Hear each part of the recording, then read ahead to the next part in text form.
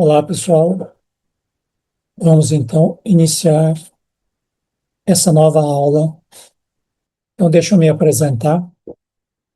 Eu sou o professor Flávio Ivano. Eu sou cirurgião de formação. Fiz minha formação em cirurgia, graduado pela Universidade Federal do Paraná. Minha residência de cirurgia geral. E depois, minha pós-graduação em endoscopia aqui na Pontifícia Universidade Católica. Realizei mestrado e doutorado dentro da área cirúrgica, e meus fellows foram a maioria deles no Japão, um nos Estados Unidos e dois no Japão, o qual eu realizei um treinamento com o professor Inoue, que está aqui na foto, que é o coordenador do serviço de endoscopia do Showa University em Tóquio, né? Vamos iniciar então com a aula sobre essa oficina de exames complementares em gastroenterologia, né? Nós idealizamos esta aula porque, logicamente, que isso vai impactar bastante no conhecimento de vocês sobre exames complementares em diversas áreas dentro da gastroenterologia, porém, isso está sendo muito cobrado nas provas de residência médica e na prova do ENAMED. Então, eu iniciei aqui a aula questionando os alunos que seriam estas informações aqui dentro de uma radiografia simples de abdômen, né? Então, o número um, a flecha um aqui, é um arco costal, o número 2 é um corpo vertebral, o número 3 aqui, esse ar está dentro do estômago, então é a bolha gástrica, e o número 4 é a flexura esplênica, né? Número 5, esse ar aqui no meio do abdômen é o cólon transverso, então a flexura esplênica está aqui em cima, o cólon transverso passa por aqui, e o número 12 seria a flexura hepática, né? O número 6 é o cólon descendente, a transição entre o cólon descendente e o sigmoide. O número 7 é o sacro. O número 8 aqui seria a articulação sacroiliaca. O número 9, cabeça do fêmur. O número 10 seria a posição do seco, aqui o cólon ascendente. Número 11, a crista ilíaca. Número 12, já comentei, a flexura hepática. Número 13 aqui, difícil de ver, mas é a sombra do músculo psoas aqui do lado direito, e aqui nós vemos a sombra do psoas do lado esquerdo. Então, essa é uma imagem de uma radiografia simples de abdômen para vocês treinarem a visualização desse raio-x, né? Então, aqui, um quadro clínico em que paciente masculino, 55 anos, pedreiro, tabagista, admitido no pronto-socorro com quadro de dor abdominal intensa, difusa em todo o abdômen, de início súbito, tipo facada, tabagista, com piora aos movimentos e quando passa por lombada com o carro. De queixas referentes a outros aparelhos, hérnia de disco L5-S1, com uso do diclofenaco potássico durante 2 semanas. Regular estado geral, pálido e sudorento. Abdômen plano, renitente e doloroso a palpação superficial e profunda, com contratura durante a palpação. Então, pergunta-se aqui qual o achado nessa radiografia de tórax, né? Então, nós vemos aqui os pulmões, né? Uma área cardíaca pouquinho aumentada, os pulmões com aspecto enfisematoso, né? Aquele pulmão hiperinsuflado de um tabagista. Porém, nós vemos aqui embaixo do diafragma uma sombra escura, né, um ar abaixo do diafragma, intraabdominal do lado direito, que significa um pneumoperitônio bem importante aqui, né? E aqui nós vemos essa faixa branca aqui, que é a sombra hepática, né? É o fígado aqui no caso.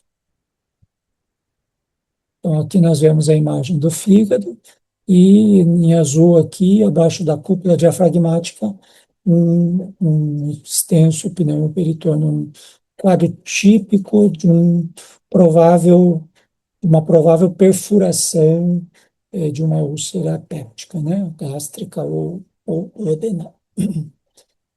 Um outro caso clínico, então, paciente de 65 anos, sexo feminino, queixa principal, dor abdominal intensa e vômitos a 24 horas.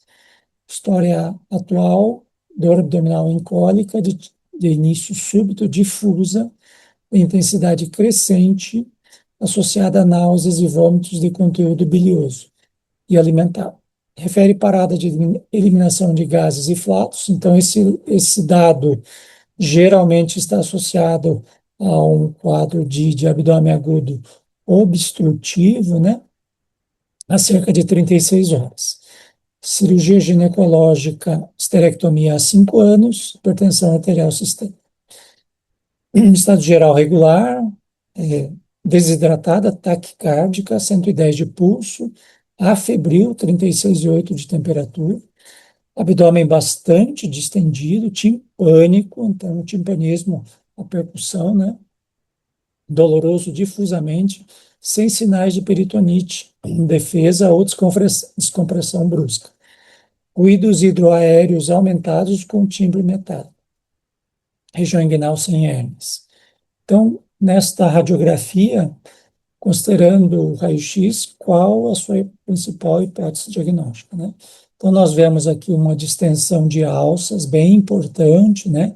Então, os radiologistas chamam isso de imagem, empilhamento de moeda, e nós vemos níveis hidroaéreos aqui, né? Então, nós vemos aqui abaixo do abdômen um velamento de imagem, nós não vemos muita coisa, então existe líquido aqui para baixo e existe ar acima, e nós vemos níveis hidroaéreos bem importantes aqui nessa radiografia.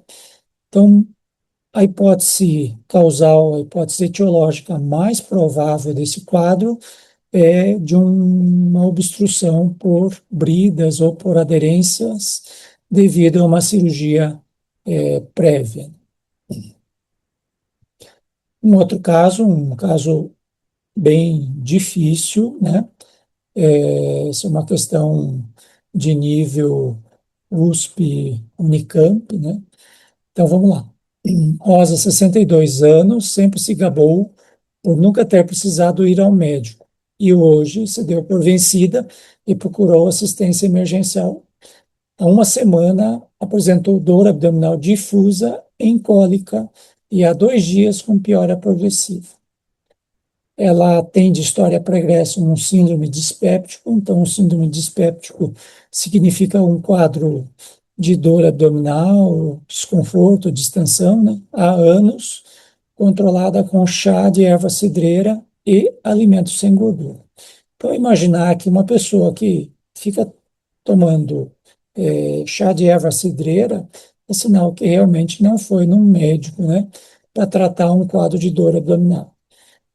Um abdômen bastante distendido, sem descompressão dolorosas, quer dizer, sem sinais de irritação peritoneal, toque retal, sem sangue, gases ou fezes, exames laboratoriais inespecíficos, né?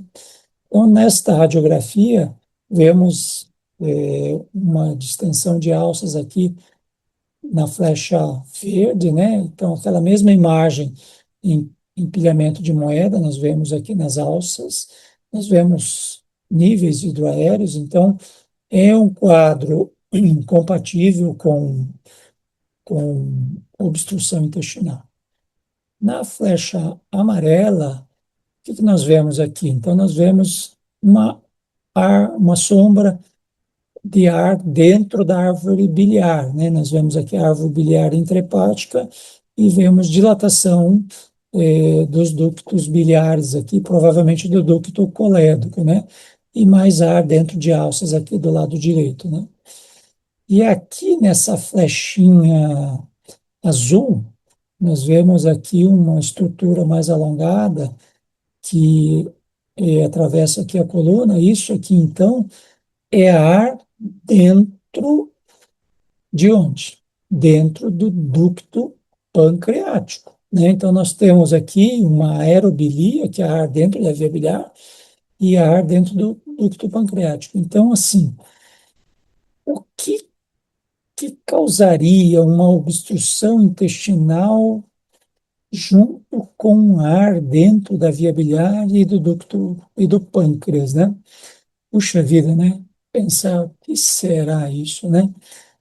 Então, isso é um quadro raro de síndrome de Mirizi, né? Então, Mirizi foi um grande cirurgião argentino, Juan Pablo Mirizi, que descreveu isso. E em 2008, o Dr. Quisendes, que é um chileno, fez a modificação da classificação de Mirizi, né? Então, o quadro de Mirizi é um quadro de colicistite calculosa em que o processo inflamatório do infundíbulo da vesícula causa uma compressão da via biliar, sem necessariamente ter a migração desse cálculo para dentro do ducto biliar, do ducto colédoco, né? Então, a compressão pode ser uma compressão discreta, pode ser uma compressão moderada, no grau 2 e 3. No grau 4 existe uma compressão total, né? Então, esse processo inflamatório, esse cálculo, faz uma compressão total da via biliar, sem necessariamente esse cálculo migrar para a via biliar, né? E no grau 5, além da compressão da via biliar, existe uma fístula entre a vesícula e o duodeno, em que o Dr. Quisendes acrescentou esse grau 5 aqui, e isso migra um cálculo para a luz do duodeno. Esse cálculo vai migrar e passar por toda a luz intestinal, e aí vai causar uma obstrução lá embaixo no ilho terminal, né? Então, isso é cirúrgico, isso tem que se remover o cálculo que está obstruindo lá no ilho terminal, na válvula iliocecal. Então, isso é a síndrome de Mirizi, que é uma situação relativamente rara que nós vemos assim com cada vez menos frequência, porque nós temos operado muito mais precocemente esse tipo de paciente que tem um síndrome dispéptico e que a gente vai investigar, vai achar um cálculo de vesícula e a gente vai acabar removendo esses cálculos e essa vesícula antes que aconteça a síndrome de Miriz. Passando para outro exame aqui, então, seria a endoscopia digestiva alta e baixa, colonoscopia, né? E as indicações são quais? Dispepsia em pacientes acima de 45 anos, doença do refluxo, dor epigástrica, disfagia.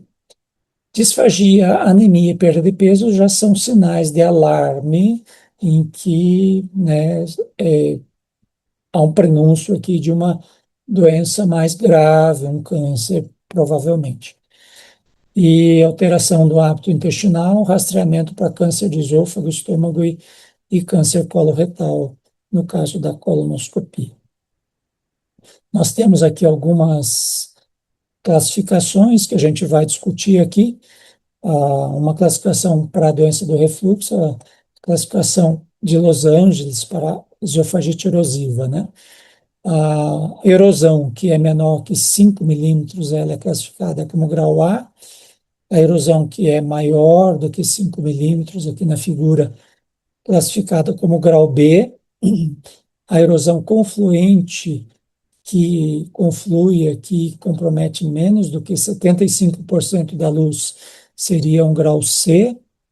E a erosão que compromete mais do que 75% da luz, quer dizer, são erosões quase que circunferenciais à luz do esôfago, classificadas como grau D. Então, guardem grau A menor que 5, grau B maior que 5, grau C menos que 75 e grau D mais do que 75% de comprometimento da luz. Uma outra classificação é a classificação de úlceras pépticas hemorrágicas, né? Classificação de Forest, de 1974, uma classificação mais antiga. Quando existe um sangramento em jato ativo, ela é classificada como grau 1, em jato seria grau 1A, em babação, em porejamento, que seria um termo mais elegante, grau 1B, né, sangramento em porejamento. O Forest 2 é quando existem sinais de sangramento recente, né? Um vaso visível no fundo da úlcera, 2A, um coágulo aderido em cima da úlcera, provavelmente em cima de um vaso visível, 2B, e aquela pigmentação escura, hemática, 2C, né? O 2A, vaso visível, 2B, são sinais de risco elevado para uma situação de ressangramento. E o tipo 3, que seria uma úlcera de base limpa, em que o risco de ressangramento realmente é muito baixo. Falando sobre doença do refluxo, nós temos então o esôfago de Barrett, né?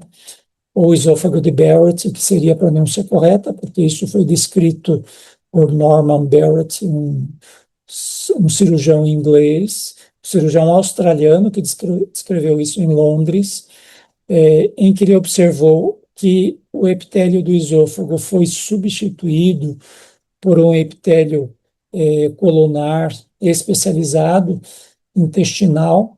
Então, há uma substituição do epitélio esofágico por um epitélio intestinal, isso caracterizado pela presença de células caliciformes, em que o patologista vê isso nas biópsias, né?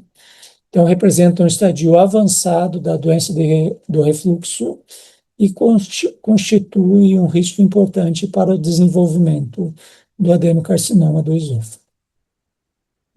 Quais são os fatores de risco para o desenvolvimento do câncer de esôfago, né? Então, o genótipo masculino, raça branca não hispânica, idade superior a 50 anos, obesidade central, histórico de tabagismo presente ou passado, histórico familiar de esôfago de Barrett ou adenocarcinoma esofágico em parente de primeiro grau. Tá? A genética ainda não há evidências conclusivas de que isso aumente o risco para o esôfago de Barrett. Né? Então, nós vemos aqui um epitélio glandular com a presença de células caliciformes, que são essas células vacuolizadas aqui, caracterizando a metaplasia intestinal. E aqui nós vemos aqui no fundo da glândula essas células com uma cromatina mais evidente, caracterizando já a displasia de baixo grau, podendo aumentar o risco 5 a 10 vezes o risco de adenocarcinoma, para, obviamente, o paciente que é portador de refluxo, né? Como que o endoscopista pode caracterizar melhor essa situação de metaplasia, né? Então, o endoscopista faz o exame com a luz branca, ele caracteriza essa área mais avermelhada aqui no esôfago, né? Diferente do epitélio polistratificado aqui do esôfago normal, mais branco, né?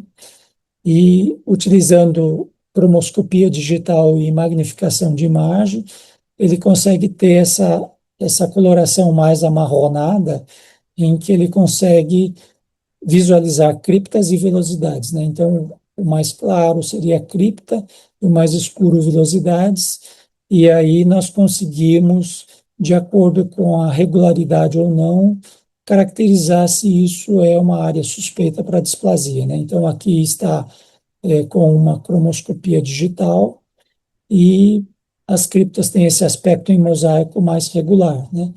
Quando existe uma irregularidade, então nós desconfiamos que aqui seja uma área com displasia e nós direcionamos essas áreas irregulares aqui, né? Então, vocês vejam que a superfície aqui já deixou de ser regular, né? Ela tem uma superfície mais irregular aqui, né? Aqui uma cromoscopia realizada com ácido acético, né? Nós instilamos ácido acético, né? Que seria o vinagre mesmo, né? Vinagre diluído e dá essa coloração mais esbranquiçada. E nós realizamos, então, pelo protocolo de Seattle, biópsias em 4 quadrantes no esôfago e em áreas elevadas ou deprimidas, né? Então, isso é o chamado protocolo de Seattle. Então, biópsias em 4 quadrantes é a rotina. Classificação de praga é utilizada nas endoscopias, então, a medida da maior extensão da metaplasia é caracterizada como M de metaplasia, então, se tem 5 centímetros, seria um M5, e a parte circunferencial nós medimos e vemos quantos centímetros tem. Então, se tem 2 centímetros, então seria um C2. Então, aqui, pela classificação de praga, seria um M5 e um C2. E aqui o protocolo de Seattle, as biópsias a cada 2 centímetros, 4 biópsias, uma em cada quadrante, aleatoriamente.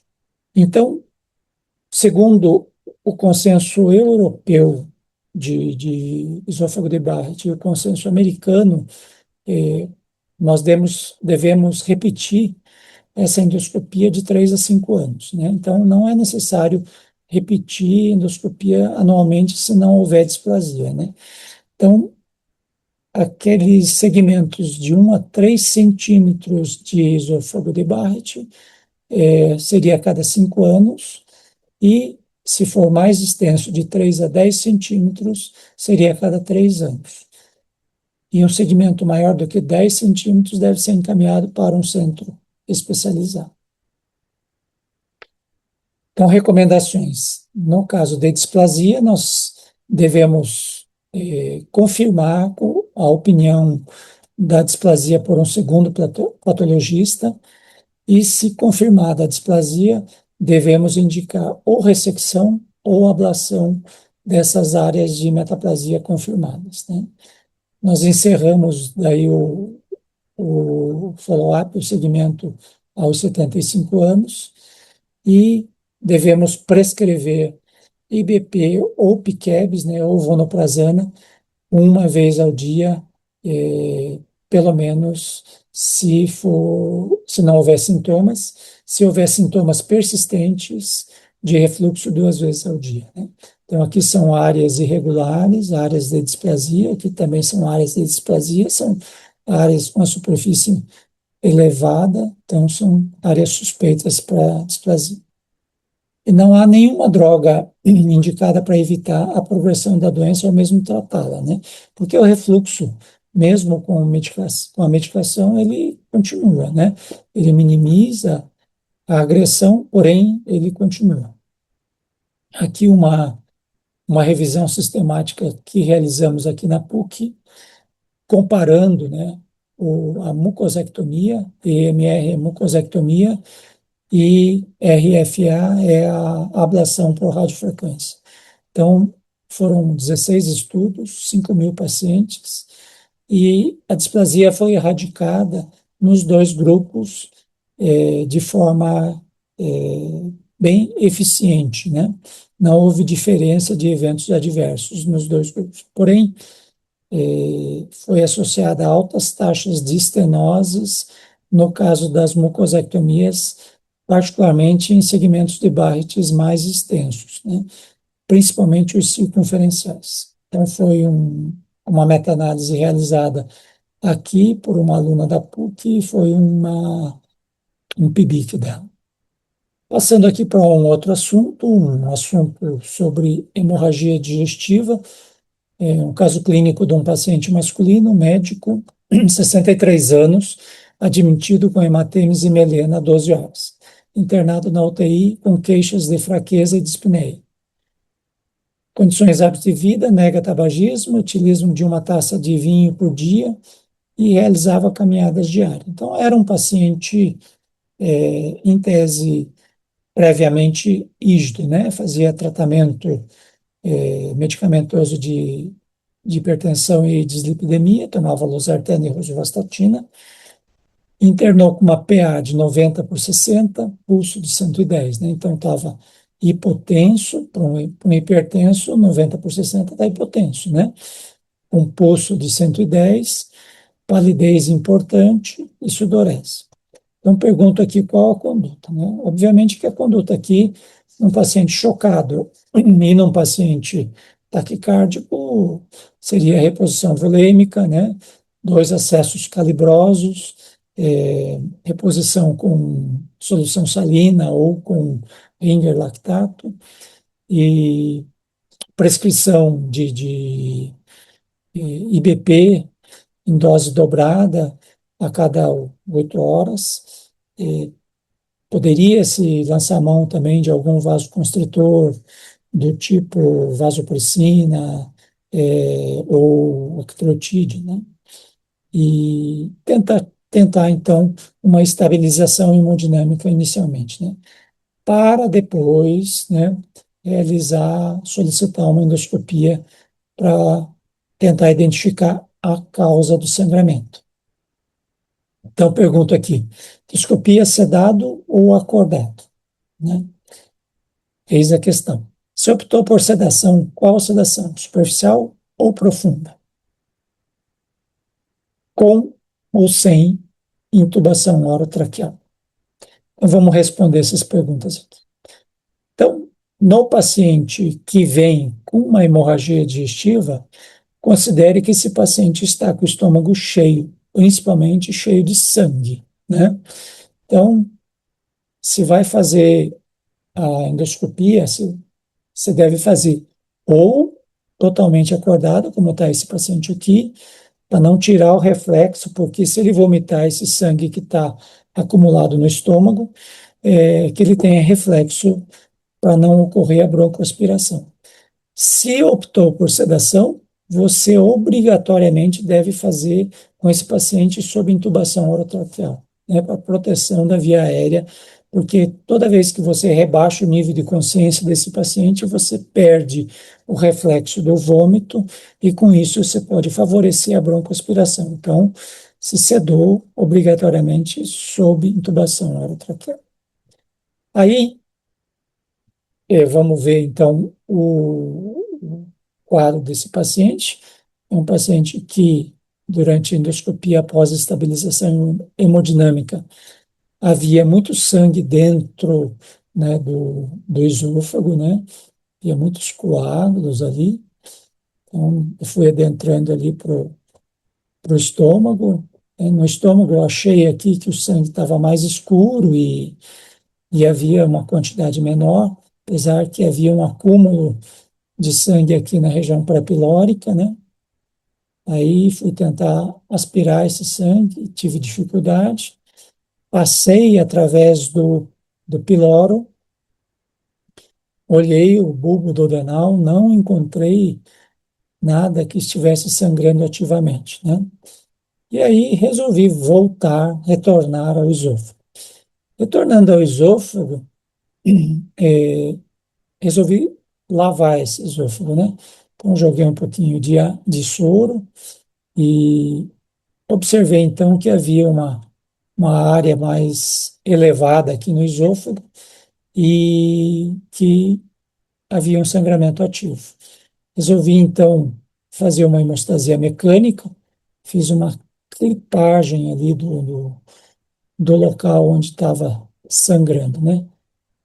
Coloquei um primeiro clipe, observei que aquele sangramento ainda persistia, né? E aí resolvi colocar um segundo clipe, né? Coloquei um segundo clipe numa porção um pouquinho superior à que eu tinha colocado o anterior. Continuei observando e observei que o sangramento persistia, né? Então, devido à persistência do sangramento, solicitei, então, o preparo do cateter injetor, resolvi injetar glicose hipertônica com adrenalina, né? Então, uma substância esclerosante, que é a glicose hipertônica, adrenalina teria uma ação vasoconstritora e a própria injeção teria uma ação mecânica, né? Então, aqui o cateter injetor, no momento da injeção dessa substância esclerosante com vasoconstritor, fiz várias punções, cada punção mais ou menos em torno de 2 a 3 ml, e após as injeções, observei que o sangramento havia sido controlado.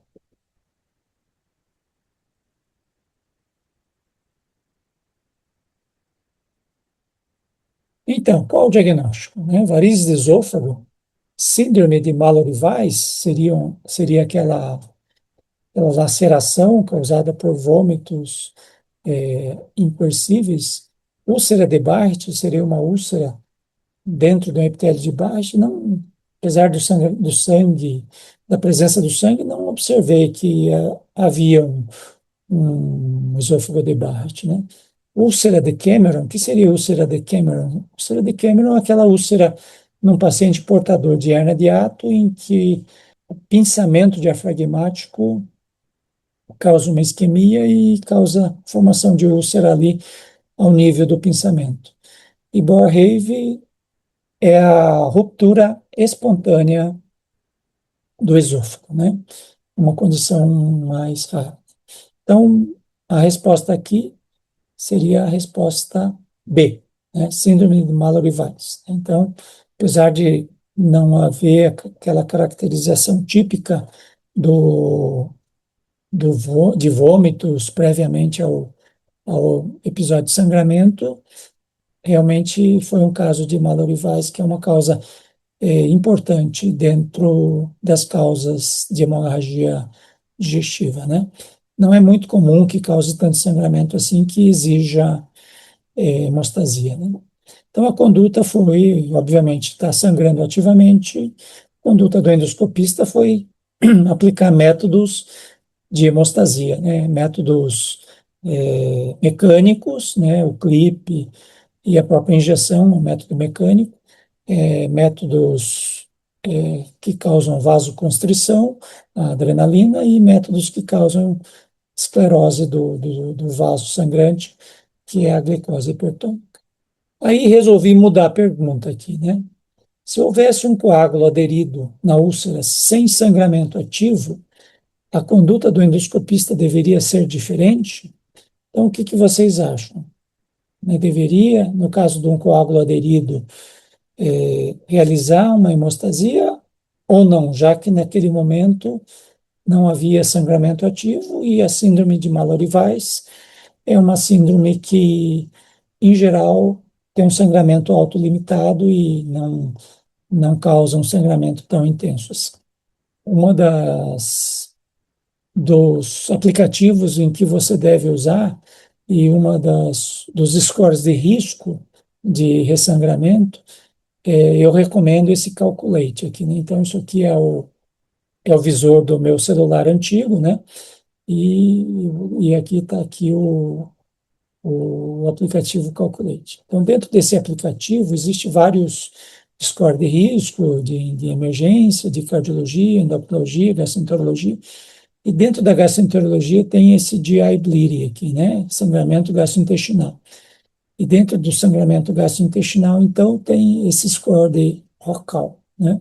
Eu gosto muito desse score porque é um score clínico e um score endoscópico, né? Então, você decide as condutas baseado nas características clínicas, nas características de entrada do paciente e no achado endoscópico, né? Então, idade, pulso, pressão, comorbidades, o achado endoscópico e o achado e o maior estigma, né, de sangramento recente.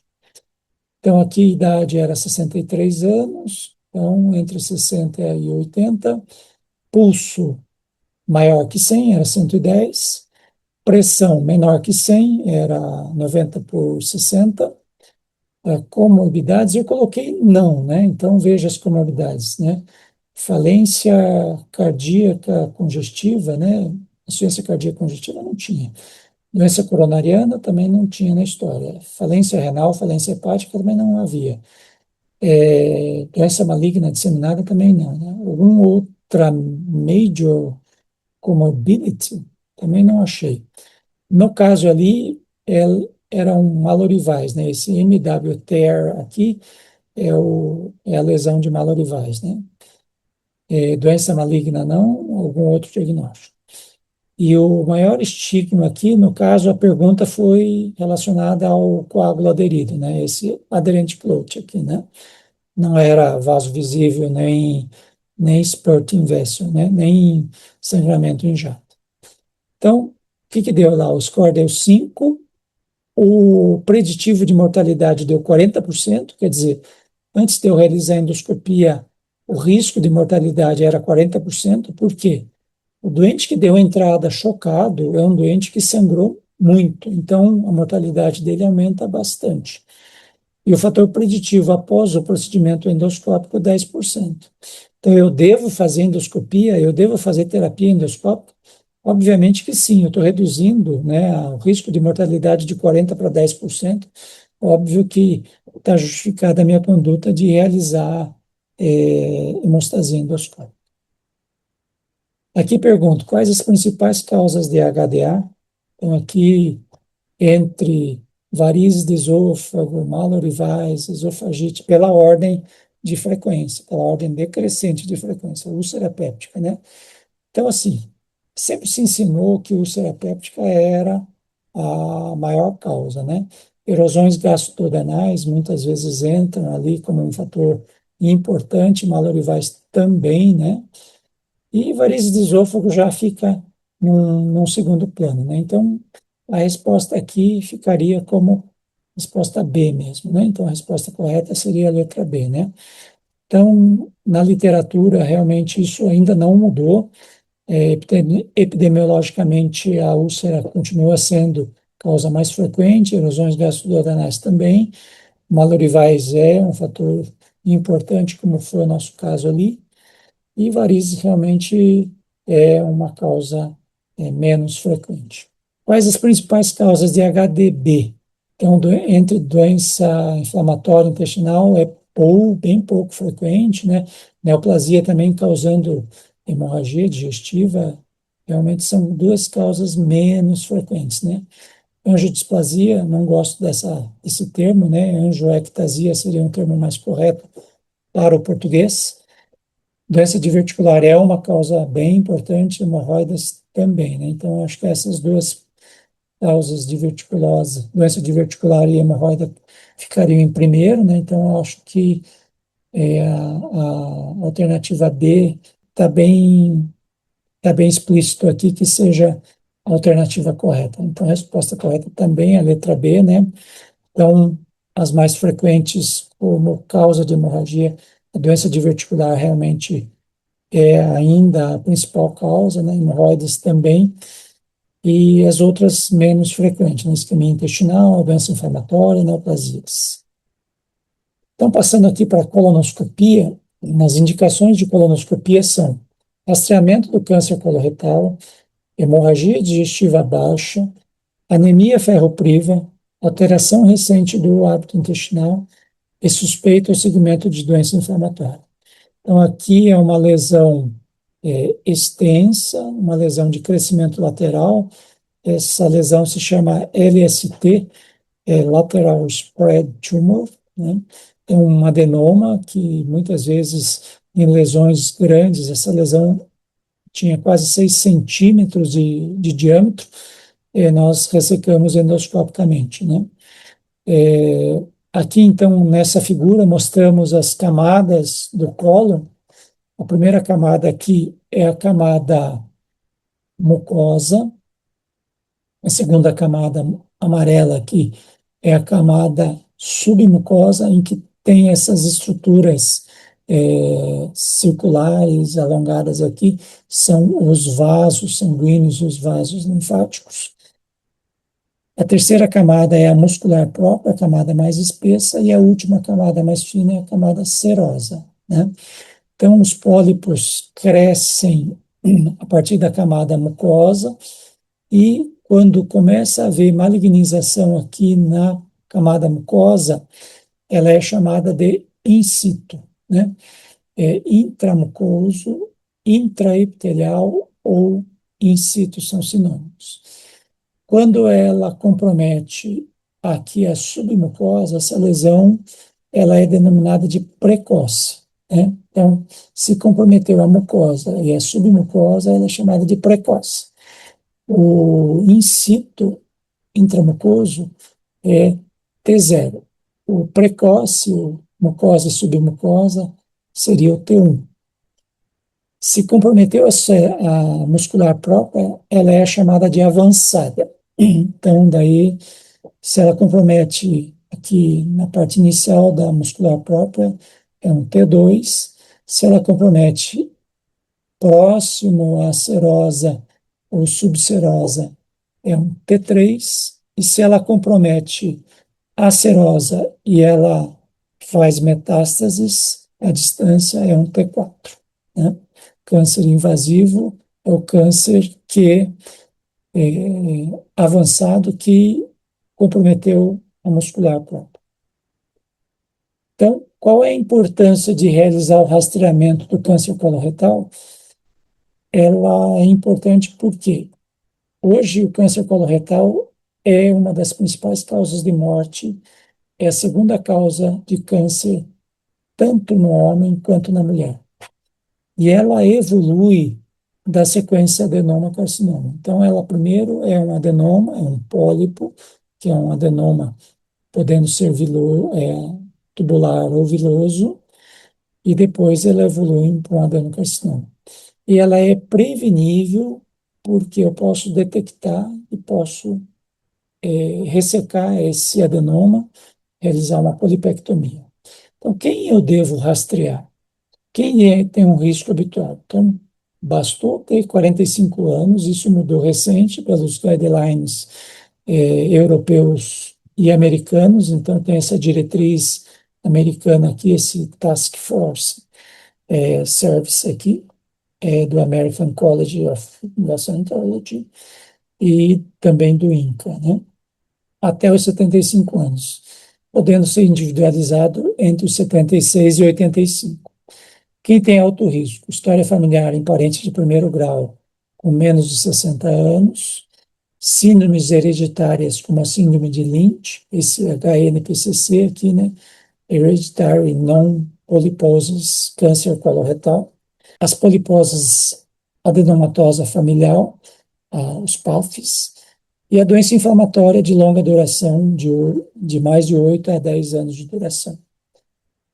Quais são os testes? Então, nós temos o teste imunológico, que é o IFOBT, né, que pode ser feito anualmente, foi aprovado recentemente pelo Ministério da Saúde daqui do Brasil, e antigamente havia o GFOBT, que é o teste do guaiaco, né, aquele que detecta a hemoglobina. O teste imunológico detecta a hemoglobina humana. Então, no caso do teste do guaiaco, precisa haver como pode detectar a hemoglobina do boi, da carne mal passada que você comeu, então tem que ter 3 dias sem comer carne, né? E testes de DNA fecal geralmente não é realizado em função do custo, né? Então, exames estruturais seriam a colonoscopia a cada 10 anos, isso é recomendação dos guidelines, tanto europeu quanto americano. Lá eles utilizam a sigmoidoscopia a cada 5 anos, por ter um custo mais baixo, por não necessitar do anestesiologista.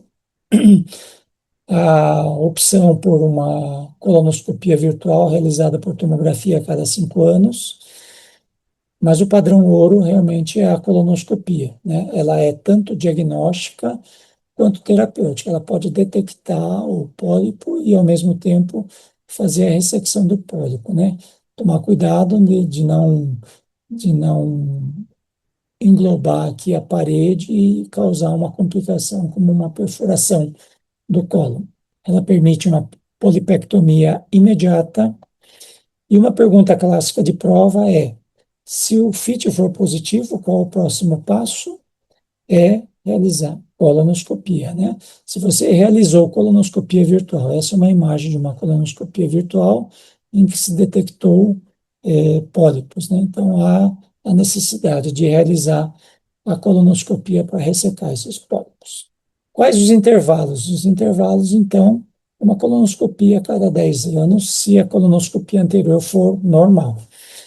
Se encontrar 1 a 2 adenomas menores que 10 milímetros, repetir a cada 5 a 10 anos. O que seria um adenoma avançado para eu reduzir o intervalo? Adenoma avançado são pólipos maiores do que 10 milímetros. Se eu encontrar componente viloso, se for um adenoma viloso, ou se houver displasia de alto grau, ou se houver mais do que 3 adenomas.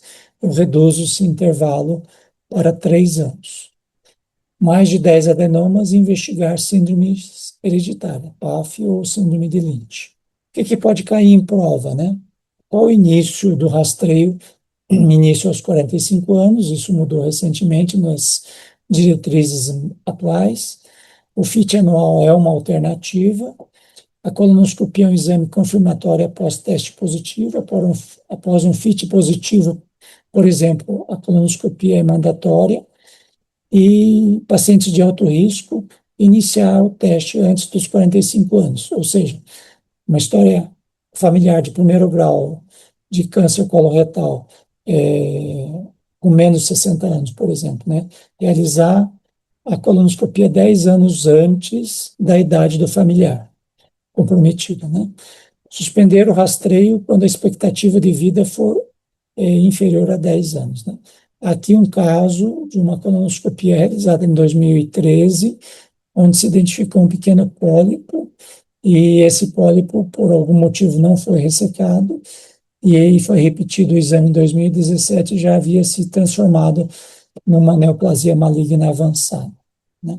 Aqui foi aquele caso que eu demonstrei, em que nós realizamos uma ressecção endoscópica, né, um ISD, uma dissecção submucosa, né, endoscópica ou submucosa dissection, e removemos o colo.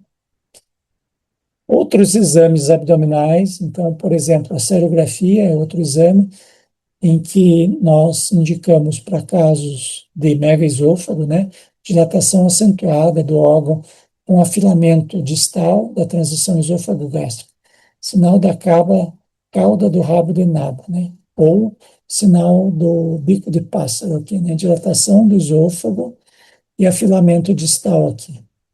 É comum aqui no Brasil, mais no norte na doença de Chagas, e aqui no sul, nos casos de acalásia, né? Nós vemos aqui um caso de acalásia, em que a manometria não mostra nenhuma contração do corpo do esôfago, né? Aqui o esfíncter superior, aqui o esfíncter inferior. Depois eu vou falar um pouquinho mais sobre a manometria. Casos de divertículos de esôfago, divertículo de Zenker, identificado pela serigrafia, né? Casos de hérnia de hiato volumosa, aqui nós temos a sombra do diafragma, e nós vemos o estômago adentrando aqui por dentro do hiato diafragmático e subindo para dentro de porções intratorácicas aqui, né? E casos de estenoses de esôfago causados por neoplasias, por exemplo, né? Em que nós vemos essa irregularidade aqui, o sinal da maçã mordida, né? Doença inflamatória. Então, a doença inflamatória, nós temos a doença de Crohn e a retocolite ulcerativa, né? Então, aqui nós temos uma figura típica de uma doença de Crohn, em que nós vemos áreas não comprometidas e áreas comprometidas, né? Então, esse aspecto salteado de vermos áreas comprometidas e áreas sãs é típico da doença de Crohn. E aqui, essa inflamação mais difusa é um aspecto típico da retocolite ulcerativa, né? O exame padrão ouro é a colonoscopia e a realizada com visualização do ilho terminal, né? Ilioscopia, né? E realizando biópsias múltiplas. Avalia o padrão inflamatório, diferencia que tipo de inflamação, se é uma inflamação contínua aqui da retocolite ou se são lesões salteadas da doença de Crohn, permite um diagnóstico histológico, então exames laboratoriais, hemograma, PCR, VHS para avaliar a atividade inflamatória, calprotectina fecal, é um marcador de inflamação intestinal. E as sorologias, né? Então nós temos o PANCA mais associado à retocolite e o ASCA associado à doença de Crohn, né? Então, como a doença de Crohn é mais grave, geralmente, por comprometer de forma intramural aqui, e podendo perfurar e podendo causar fístulas, então, para você associar aqui, como o Crohn é mais grave, geralmente, então, para vocês guardarem o ASCA associado ao Crohn, vocês coloquem como que se lasca o Crohn, né? Isso foi um, um mnemônico criado por um aluno. Métodos de imagem, né? A enterorressonância é um exame em que melhor avalia o intestino delgado no caso da doença de Crohn. Nós temos aqui uma estenose do intestino delgado pelo Crohn. Tomografia avalia as complicações, abscessos e fístulas também na doença de Crohn. E o ultrassom intestinal, que é um exame que tem se falado ultimamente, mas que na prática ainda nós não vemos uma utilização muito grande ainda. Os exames complementares, coprocultura e parasitológico, para excluir causas infecciosas, né, como o Clostridium difficile, causando aquelas colites pseudomembranosas causadas por antibióticos, e colonoscopia com biópsia é indispensável. O Crohn pode acometer todo o trato gastrointestinal e é transmural, e a retocolite acomete mais o reto e o cólon, e a inflamação é mais contínua, e a enterorressonância é um exame de escolha para o intestino delgado. Falando de outros exames aqui, a ultrassom abdominal é um exame muito bom para ver estruturas sólidas, como os cálculos biliares dentro da vesícula biliar, né? Para examinar o fígado, órgãos sólidos, né? Ver hemangiomas, né? Então, aqui nós vemos estruturas sólidas em que se tem a sombra acústica posterior, estruturas sólidas, porém com consistência mais elástica. Nós não temos atrás aqui a sombra acústica como a gente tem nos cálculos. E nós podemos ver o ducto colédoco muitas vezes, às vezes um cálculo dentro do colédoco, mas isso é muito difícil. Geralmente o colédoco distal não é muito bem avaliado pelo ultrassom. O pâncreas também não é muito bem avaliado devido a se localizar no reto peritônio. O cisto hepático, o fígado é muito bem avaliado pelo ultrassom, né? Então, áreas císticas e áreas sólidas são muito bem vistas pelo ultrassom. A ultrassonografia na avaliação da pancreatite é uma avaliação inicial para excluir causas biliares, né? Cálculos biliares da pancreatite biliar. Eventualmente visualizar ali o colédoco proximal, né? O colédoco distal é mais difícil de ver, né? O exame padrão ouro para as pancreatites é a tomografia, né? Utilizando a classificação aqui de Baltazar, principalmente para avaliar a extensão da necrose, né? Se a necrose é pouca, né? Ausente, pouca ou extensa, né? Então tem uma pontuação pela classificação de Baltazar. Aqui nós vemos aqui áreas de uma pancreatite mais edematosa aqui, né? Mais edema aqui. E nós temos também a classificação de Atlanta, em que ela avalia a disfunção orgânica, né, do paciente e complicações locais, né? Então, nós vemos aqui um pâncreas normal e aqui nós vemos um pâncreas já com áreas de necrose, né? Então, nós vemos essas áreas aqui com um pouco contraste, né? Então, essas duas tomografias são é, na fase arterial, nós vemos uma aorta cheia aqui, né? E nós vemos aqui as áreas de necrose com pouco contraste aqui, né? Então, a tomografia serve para ver diferenciar pancreatite intersticial edematosa, que é uma pancreatite mais leve, e uma pancreatite mais grave, que é a pancreatite necrosante, né? Então, aqui nós vemos, não vemos áreas de necrose, então nós vemos um pâncreas, o tecido pancreático aqui com um edema aqui peripancreático, né? Sem áreas de necrose, tem o melhor prognóstico. E essas áreas hipodensas sem realce são essas áreas aqui no meio do tecido pancreático, são áreas de necrose no pâncreas, né? Então, pode comprometer desde o parênquima, aqui nesse caso, gordura peripancreática ou os dois, né? Então, questões que podem cair. O paciente piora no quarto, quinto dia, tecido, tomografia mostra área sem realce, qual o diagnóstico? Necrose pancreática, né? Pela classificação de Atlanta. Outra utilização da tomografia é para avaliar fluidos, né, peripancreáticos e áreas de necrose. Então, a tomografia que sugere necrose infectada, né, então presença de gás na coleção, isso é indicativo de drenagem e intervenção. Então, o que pode cair? Ultrassom para investigar a causa biliar, tomografia com contraste é o exame que avalia a gravidade, a necrose é ausência de realce, então esse caso aqui é um caso de necrose com ausência de realce aqui, né? Tem pouco tecido pancreático aqui. Classificação de Baltazar serve para quantificar essas áreas de necrose. Classificação de Atlanta serve para avaliar, né, se tem alguma disfunção orgânica.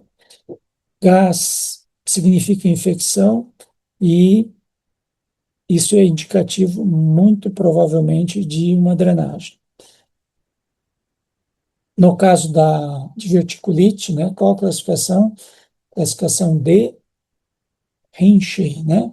Geralmente no Rinchey 1, que são abscessos localizados menores do que 5 centímetros, geralmente é de tratamento clínico. Se o abscesso for maior do que 5 centímetros, já indicaria uma drenagem, geralmente é feita no tipo 2, uma drenagem guiada por ultrassom ou por tomografia.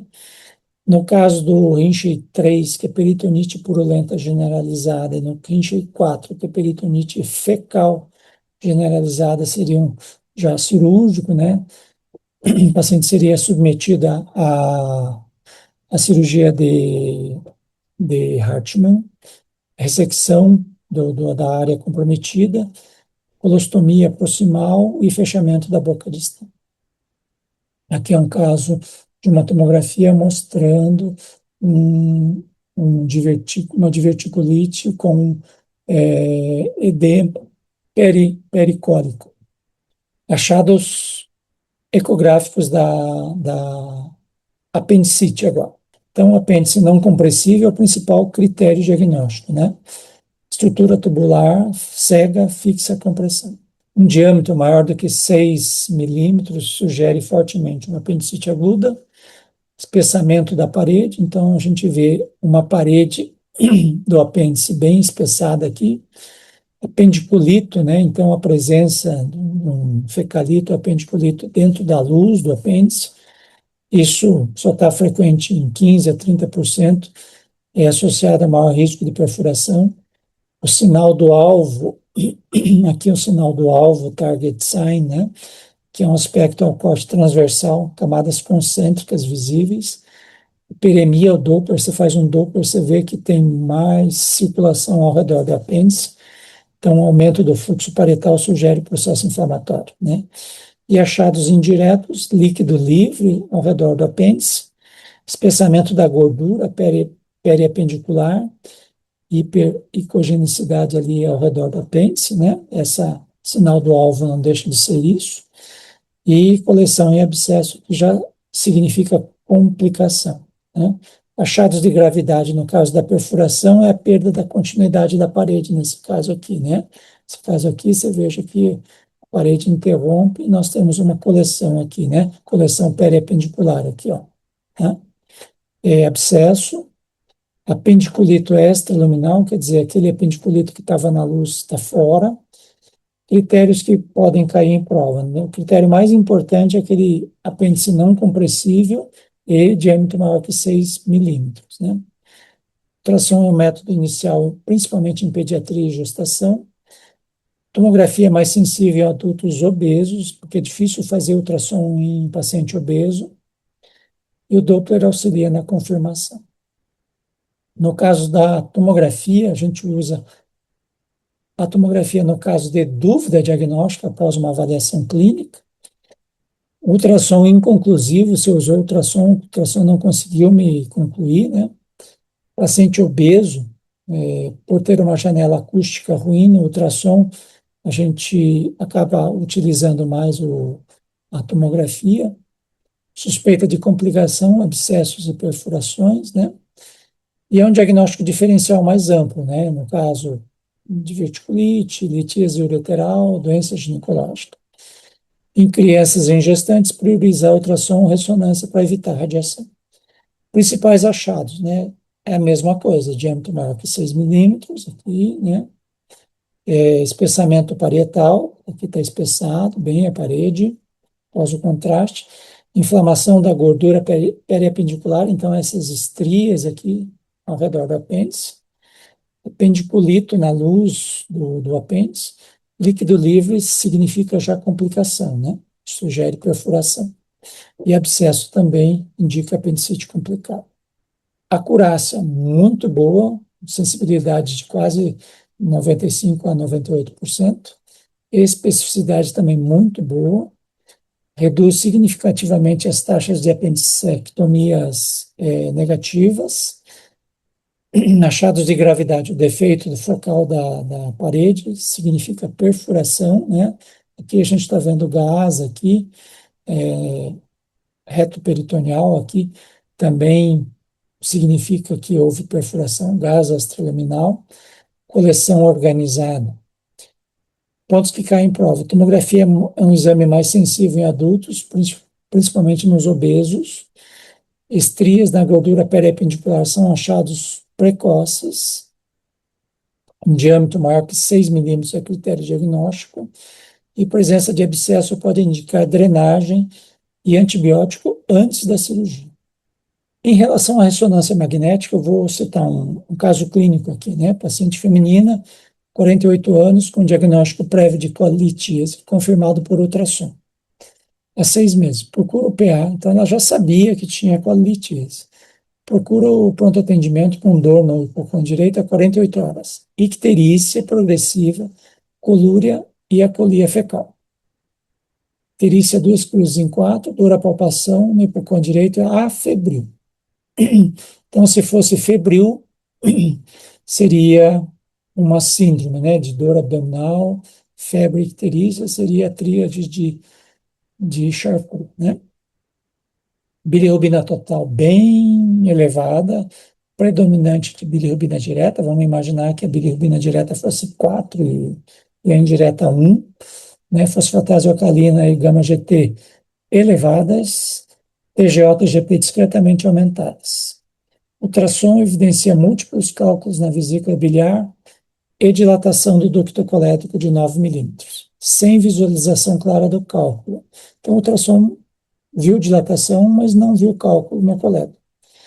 Diante desse quadro clínico, qual a conduta mais adequada na sequência da investigação e tratamento? Colecistectomia videolaparoscópica imediata sem investigação adicional da via biliar?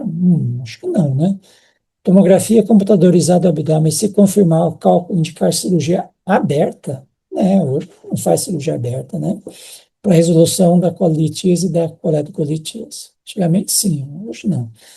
Solicitar colangio-ressonância magnética para confirmação diagnóstica e, se confirmada coledocolitíase, realizar CPRE com papilotomia endoscópica e extração dos cálculos mais colecistectomia. Colecistectomia é videolaparoscópica, né?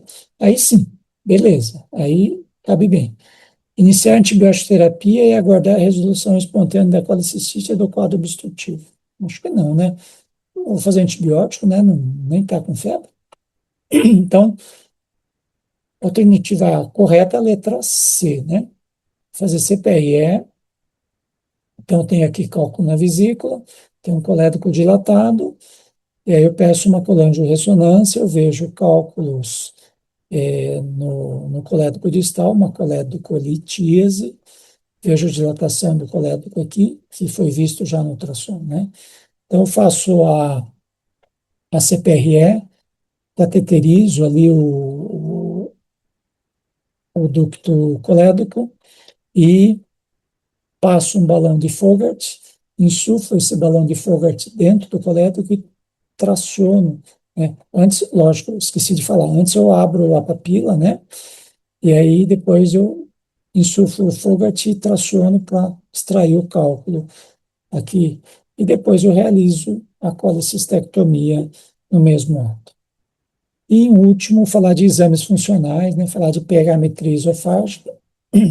Quais são as principais indicações de pH-metria esofágica? Sintomas típicos persistentes com endoscopia normal. Então, fiz endoscopia e o paciente tem azia, tem queimação, tem sintoma de refluxo. Sintomas atípicos, né? Então, o paciente vem com tosse crônica, dor torácica, que investigou a parte cardíaca, não foi negativa, e rouquidão, né? O otorrino mandou para a gente investigar refluxo. Avaliação pré-operatória, nem sempre é obrigatório. Falha terapêutica com IBP, suspeita de refluxo não ácido.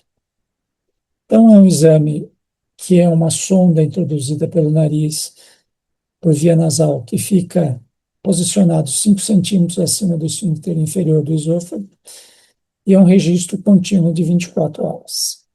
O paciente mantém as atividades habituais.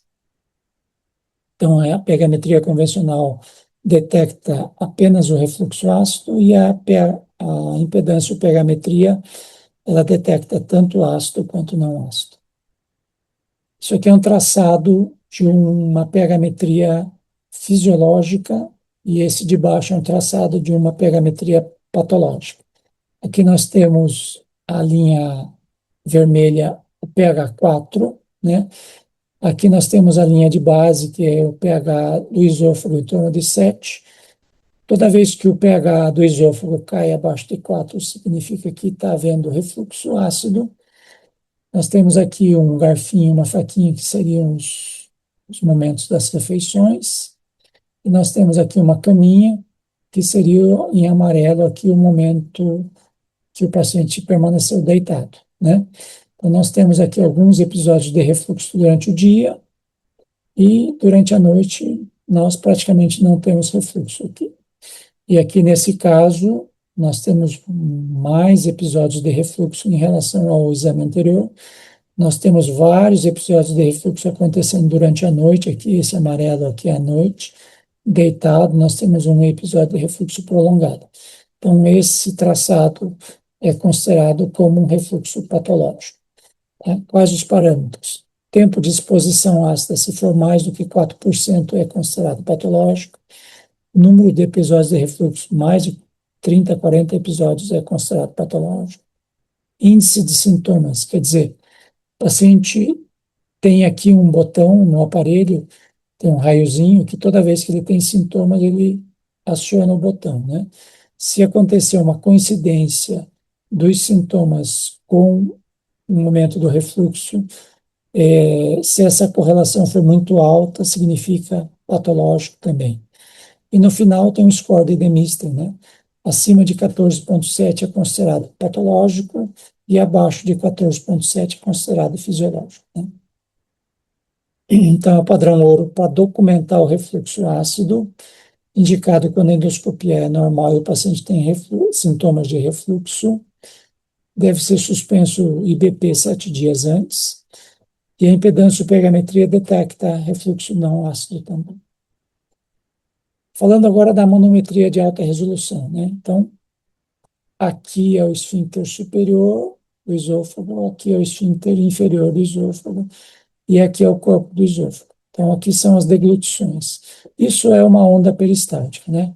Então, a onda vermelha é uma onda de contração de 120 milímetros de mercúrio, que é a onda de contração do esôfago. Imagine uma compressão que você faz com o teu esfigmomanômetro no teu braço de 120 milímetros de mercúrio, é a mesma força que o esôfago tem para empurrar o alimento para baixo.